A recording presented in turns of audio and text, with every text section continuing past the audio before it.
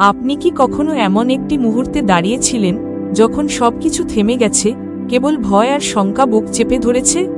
যখন মনে হয়েছে আমি পারবো না, এই জায়গা আমার জন্য নয়, অথবা সবাই আমাকে নিয়ে হাসবে। সেই ভয় হয়তো আপনাকে থামিয়ে দিয়েছে, এক পা এগোতে দেয়নি। অথচ আপনার ভেতরে লুকিয়েছিল এক বিশাল সাহস, যা আপনার অজান্তেই চুপ করে বসেছিল।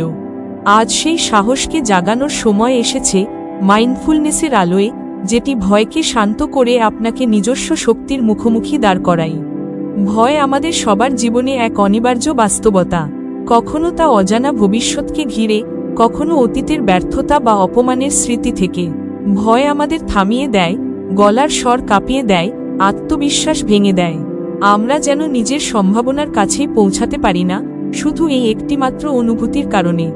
অথচ ভয়কে জয় করাটা কোনো অসম্ভব বিষয় নয়, বরং এটা একটি অভ্যাস, একটি চর্চা, যা ধীরে ধীরে গড়ে তোলা যায়।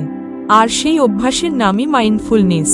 মাইন্ডফুলনেস মানে হচ্ছে বর্তমান মুহূর্তে সম্পূর্ণভাবে উপস্থিত থাকা, নিজের চিন্তা, আবেগ ও অনুভূতিগুলোকে বিচার না করে এক গভীর সচেতনতায় গ্রহণ করা। যখন আমরা ভয় পাই, তখন সাধারণত আমরা ভবিষ্যতের এক কাল্পনিক কষ্ট নিয়ে চিন্তা করি। অথচ বর্তমান মুহূর্তে সেই কষ্টটা নেই, আমরা শুধু কল্পনায় নিজেকে দুর্বল করে ফেলি। মাইন্ডফুলনেস আমাদের সেই কল্পনার বৃত্ত থেকে টেনে এনে এইখানে ফিরিয়ে আনে। ধরা যাক, আপনি একটি জনসমক্ষে বক্তব্য দিতে যাচ্ছেন। ভেতরে ভয় কাজ করছে, ভুল বলবো না তো, সবাই কি ভাববে? এই সময় আপনি মাইন্ডফুলনেসের চর্চা করলে নিজেকে এইভাবে বলবেন, এই মুহূর্তে আমি শুধু প্রস্তুতি নিচ্ছি, আমার নিঃশ্বাস চলছে, আমি বেঁচে আছি, আমি যথেষ্ট প্রস্তুত। যখন আপনি নিঃশ্বাসের উপর মনোযোগ দেন, আপনি আস্তে আস্তে মনের ঝড়কে শান্ত করতে পারেন। আপনার ভয় থাকবে, কিন্তু সেটা আপনাকে চালাবে না। মাইন্ডফুলনেস ভয়কে সরিয়ে দেয় না, বরং ভয়কে বুঝতে সাহায্য করে। আপনি বুঝতে পারেন কেন আপনি ভয় পাচ্ছেন, কোন চিন্তা আপনাকে দুর্বল করছে, কোন স্মৃতি আবার মাথা চাড়া দিচ্ছে। এই উপলব্ধি ভয়কে একটি মুখ দিয়ে দেয়, একটি ভাষা দেয়। আর যখন ভয় কথা বলতে পারে, তখন সে আর আপনাকে ভেতর থেকে খেয়ে ফেলে না। আপনি তার সঙ্গে সহমর্মিতায় দাঁড়াতে পারেন। অনেক সময় আমরা নিজেদের বলি, আমি সাহসী হব, আমি ভয় পাব না।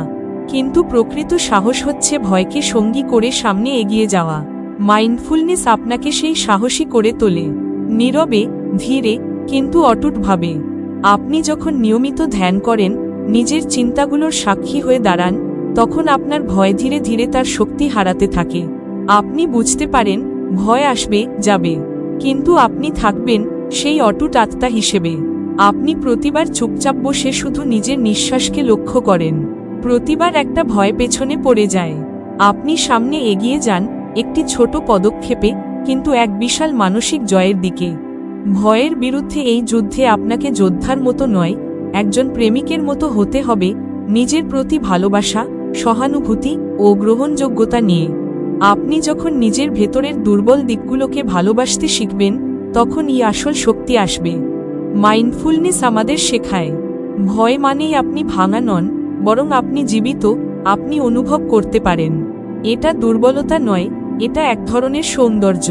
কখনো কখনো শুধু একটিমাত্র নিঃশ্বাস আপনাকে ভয় থেকে মুক্ত করতে পারে।